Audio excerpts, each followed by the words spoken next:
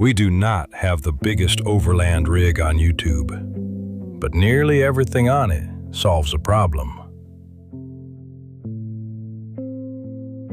Why did a $5,000 rooftop tent lose to one from Amazon? What happens when a round boot bag fitting meets a T-shaped rail? And how much gear can you put on top before the tent refuses to open? Today we are taking a look at the rooftop setup, the little blue part that did not exist until we printed it, and the recovery gear we hope never to need. Everybody builds a rig differently. This is how we're doing ours right now. I wouldn't call us minimalists. Whatever usable space exists inside a 4Runner, we found a way to occupy most of it. But we're careful about where we spend our money. We add equipment when we need it, and we try to make sure anything we buy earns its place. The first major investment changed nearly everything about how we travel: the rooftop tent.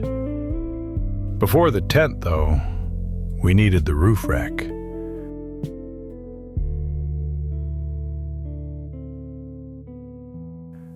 We bought an up-top overland rack for around $900.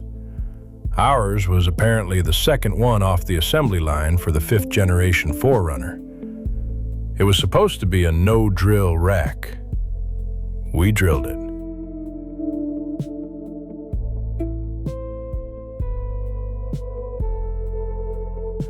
We knew the rack would eventually hold a rooftop tent, so we spent a long time looking at our options. We considered the soft rooftop tents. They weren't for us. Too much fabric, too much folding, too much opportunity for one damp morning to become a long-term relationship with mildew. Going with an aluminum clamshell was probably the best equipment decision we've made. It opens quickly, it closes quickly. It stays solid in the weather, and it doesn't leave a giant fabric lump on top of the vehicle like something ordered from the Flintstones recovery catalog. We took a chance on a much less expensive tent from Amazon. It took a while to arrive. It changed how quickly we can leave town. It changed where we can sleep. And it turned camping from a production into something we can decide to do on a Monday afternoon.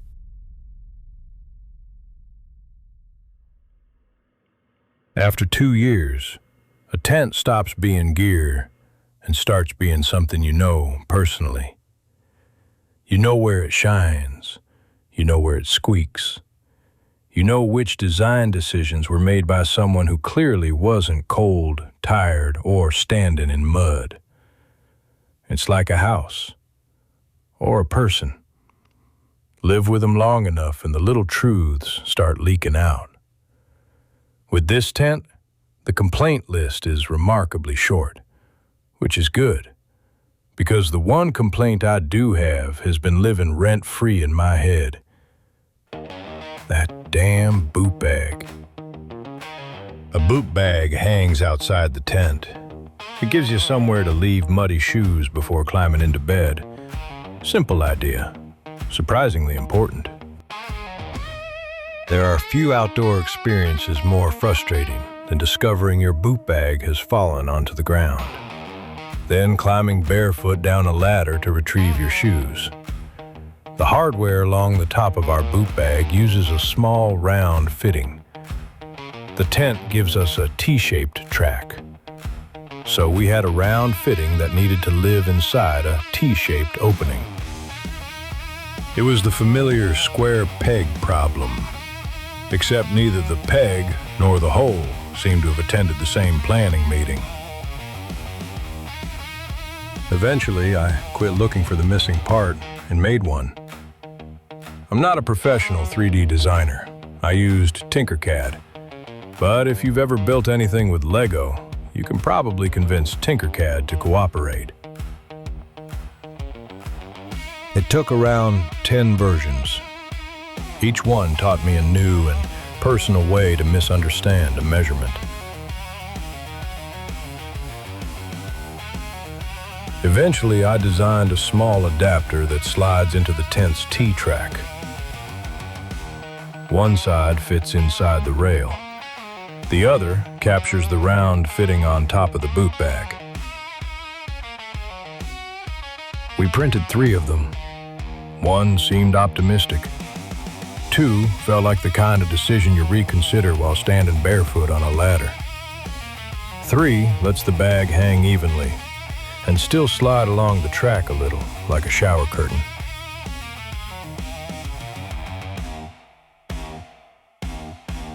There was one more complication. The T-track isn't perfectly consistent. One section is slightly tighter than the others, and it happens to be close to one of the places where we regularly use the bag.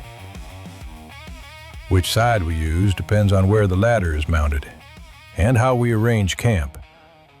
So the adapter had to fit through the narrowest section while still holding securely everywhere else. Make it too tight and it won't slide through. Make it too loose and it won't hold the bag. That was the reason for all those versions. This one sits somewhere in the useful middle. It's probably not the final design, but it works today. And today is generally when we need our equipment. That's one reason I've become fascinated with 3D printing. A printer's a little like a modern blacksmith. You discover the thing you need doesn't exist. So you measure the problem and make a shape. Then you extrude some material and hope you haven't misunderstood physics. A few hours later, you may have a working part or a small blue monument to your own confidence. This time, we got the working part, and we got it in triplicate. The other equipment living above the 4Runner follows the same general philosophy. It solves a specific problem without asking for too much space. On top of the rooftop tent, we mounted a pair of traction boards. The tent came with lightweight mounting rails on top, which was another reason it turned out to be such a good value. Traction boards are the kind of equipment you may carry for years without using. That would be an excellent outcome. But the day you need them is a poor day to remember you saved $100 or maybe $150. They give the tire something solid to grab. In snow, in sand, in mud, or a hole you entered with more confidence than information. In a pinch, they can also help level the rooftop tent. The mounting hardware added another $20 or $30. Installing it required drilling a couple of holes, where no holes had previously volunteered to exist. We chose hardware that accepts locks and gives us some flexibility in how the boards are arranged. We probably won't lock them during ordinary travel. But if we leave the 4Runner alone at a trailhead for several days, the option is there. For now, the boards give us recovery equipment without occupying the inside of the 4Runner, and the mounting system gives us options. That's probably the theme of the whole setup. None of it arrived exactly the way it sits now. Some parts were purchased, some were moved, some were modified. One came out of a printer because the part we needed didn't exist yet. But show me an adventure rig that's never been customized. I'm not convinced one exists. You live with a vehicle. You learn what it needs. Then you slowly turn it into the thing that takes you where you want to go. She said, take me to the mountains, far away from all the